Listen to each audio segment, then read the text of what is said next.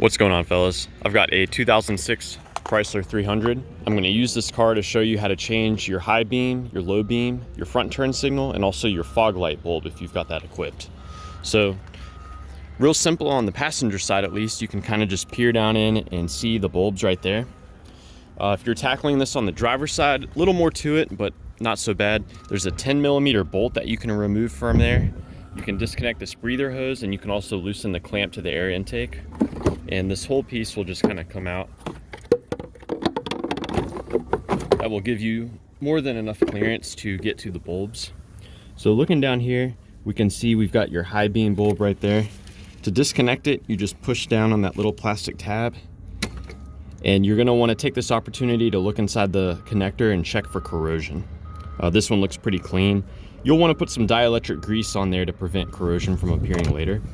And as far as removing the bulb itself, you just rotate it counterclockwise and pull it straight out. And your high beam bulb is gonna be a 9005.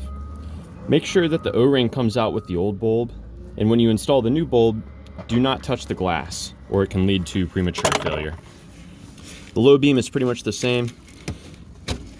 Unless your car has HIDs, it might look a little different, but it disconnects the same here. And again, you rotate it counterclockwise and the bulb will just come right out. And your low beam bulb is gonna be a 9006. To reinstall it, you just push it in, rotate it clockwise until it clicks, and then you can hook it back up like so.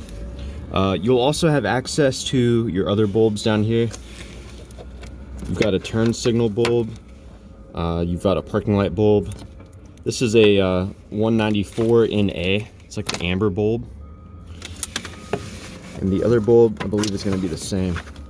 Yeah, another amber 194. Now, as far as getting to the fog lights, pretty simple. You can just peer down in here. Here's your fog light bulb.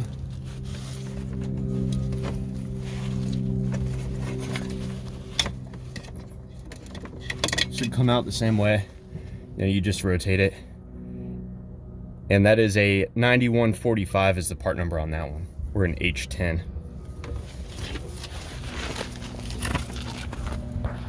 Now, so that pretty much covers it for accessing the bulbs.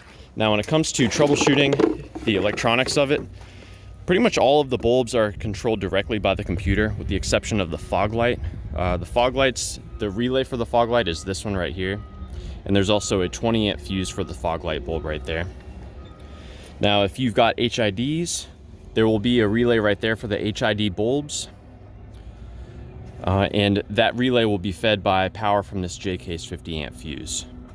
Let's see, also there's these two 20 amp fuses right there.